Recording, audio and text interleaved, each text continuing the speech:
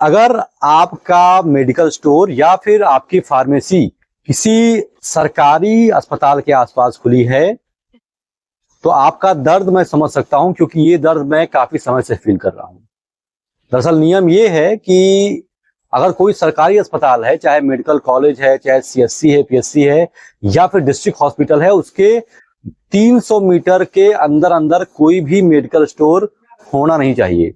और नियम ये भी है कि कोई प्राइवेट मेडिकल स्टोर वाला किसी सरकारी अस्पताल के पर्चे पर दवा नहीं दे सकता है। जी हाँ, आप बिल्कुल सही सुन रहे हैं कि अगर आप मेडिकल स्टोर खोल करके बैठे हैं, आपके पास किसी सरकारी मेडिकल स्टोर का पर्चा आ जाता है, तो नियम के अनुसार आप अलाउड नहीं है उस पर्चे की दवा देने के लिए। भारत है, बड़ा विचित्र सा नियम है। अब मेरा सवाल उन अधिकारियों से है, उन पदाधिकारियों से है जो ऊंचे पदों पर बैठ करके ये सारी चीजें हैंडल कर रहे हैं। सबसे पहली चीज, जब भी डीआई साहब ऐसे मेडिकल स्टोर पर छापा मारते हैं तो उनका पहला फोकस ये होता है कि आप हमें अपना कैश मेमो दिखाओ और दिखाओ कि आपके पास पर्चे कहाँ से आते हैं, आप दवा कैसे परचेज करते हो।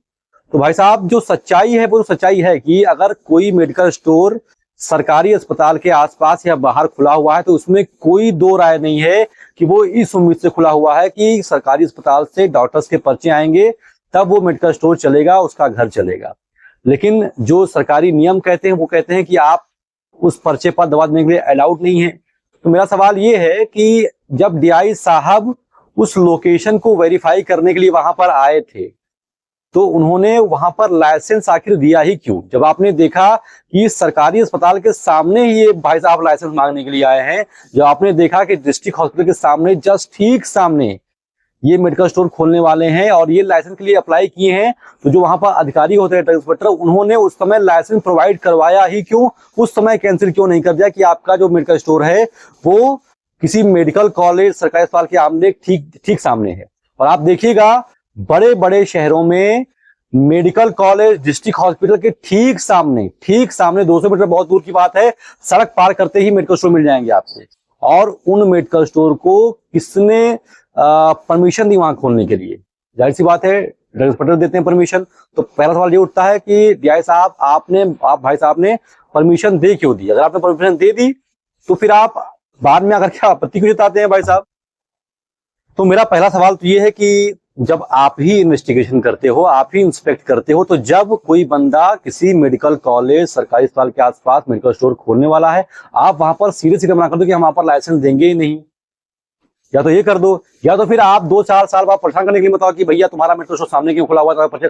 अरे भाई, सरकारी अस्पताल खुला हुआ है तो जाहिर सी बात है वहां से पर्चे आएंगे। और एक चीज और मैं बता दूं, फैक्ट बता रहा हूं आपको कि अगर किसी सरकारी अस्पताल के बाहर कोई प्राइवेट मेडिकल स्टोर ना खुला हो तो 25-30% पेशेंट मर जाएंगे, क्योंकि किसी भी सरकारी अस्पताल में प्रॉपर दवाइयां नहीं होती। अगर कोई इमरजेंसी ड्रग मांगनी है तो डॉक्टर बाहर करवा लिख करके भेजेंगे, तभी उस पेशेंट की जान बचती है।